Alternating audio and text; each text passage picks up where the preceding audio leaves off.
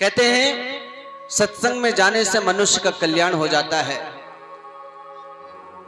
एक गांव में एक सेठ जी रहते थे।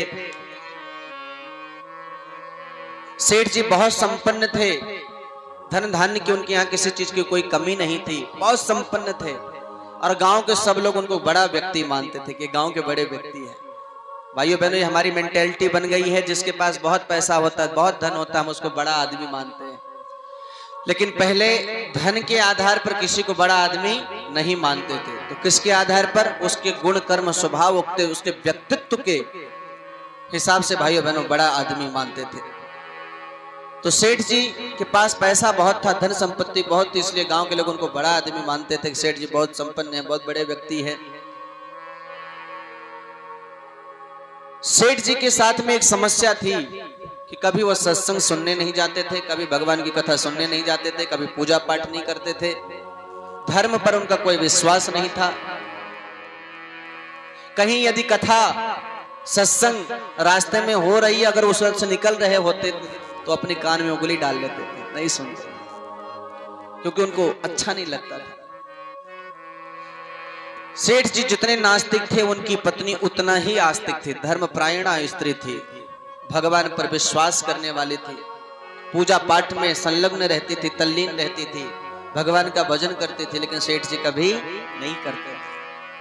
भाइयों बहनों, एक दिन पड़ोस में ही, सेठ जी के पड़ोस में ही कथा हो रही थी,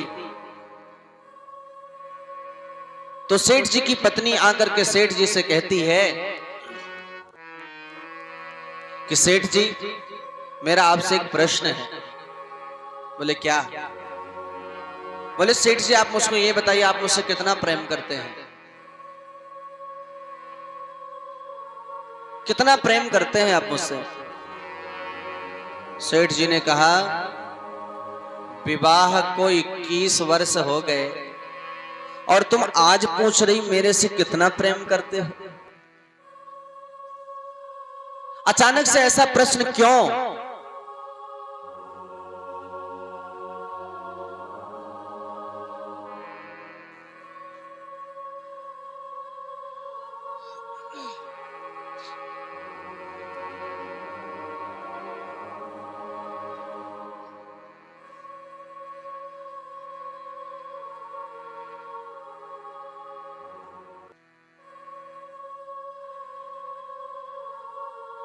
बोले गायत्री माता की जय, परम पूज्य गुरुदेव की जय। सेठ जी ने पूछा कि आज ऐसा प्रश्न क्यों? 21 साल के बाद, 21 साल हो गए हमारे विवाह को, आज अचानक से ऐसा प्रश्न क्यों कि आप मुझसे कितना प्रेम करते हो?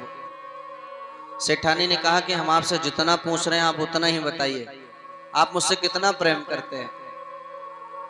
तो सेठ जी ने कहा कि मैं तो तुम्हें अपने प्राणों से अधिक प्रेम करता हूं, प्राणों से अधिक प्रेम करता हूं। कुछ लोग हैं जो कोई उनसे पूछ लिया आप हमसे कितना प्रेम करते, तो कहते प्राणों से ज्यादा प्रेम करते, तुमसे प्राणों से अधिक प्रेम करते। अच्छा हुआ भाइयों बहनों, कभी प्राण नाराज नहीं होते, नहीं किसी दिन प्राण नाराज हो जाए और वो कह दे कि जब हमसे ज्यादा प्रेम आप इन्हीं से करते हो तो इन्हीं को रखो, हम तो चले, तो राम नाम सत्य हो जाए।